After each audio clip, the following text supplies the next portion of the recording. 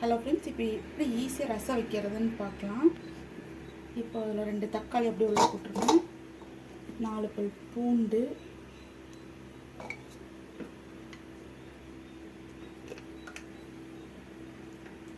கொஞ்சமாக மஞ்சத்தூள். இது இன்ஸ்டன்ட் ரசப்பொடிங்க, நான் கடையில் வாங்கி வச்சதான். அது கொஞ்சம் தேவைக்கு போட்டுக்கோங்க. பெருங்காயத்தூள்,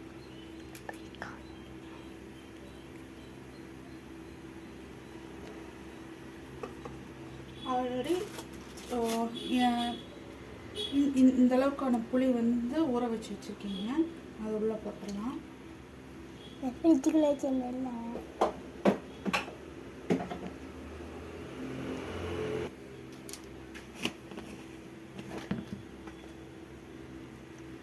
தூள்தான் மல்லித்தூளுங்க.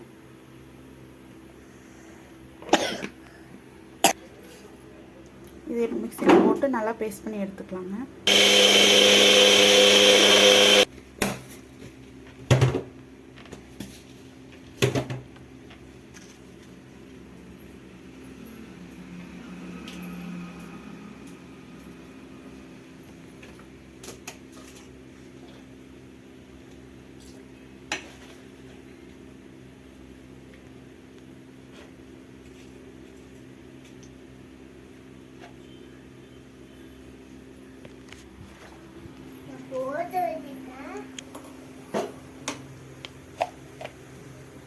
எண்ணெய் காஞ்சிச்சுங்க, கொஞ்சம் கடுகு போட்டுக்கலாம்.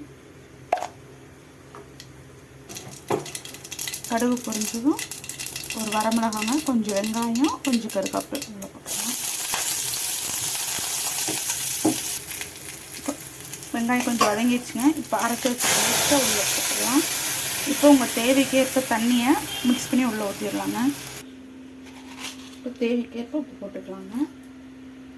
லைட்டாக ஒரு கொதி வந்துச்சுன்னா ஓகேங்க, ரசம் ரெடி ஆயிடுச்சு. பார்க்கலாம், இப்போ கொதி வரும்போது பார்க்கலாங்க. ரசம் பாருங்கள், நல்லா கொதி வருது.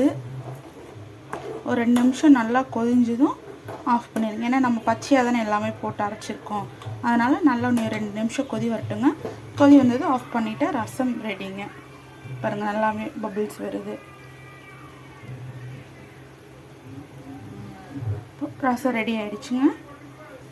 இப்போ லைட்டாக கொத்தமல்லி தூவி இறக்கிடலாங்க. அவ்வளோதாங்க ரசம்.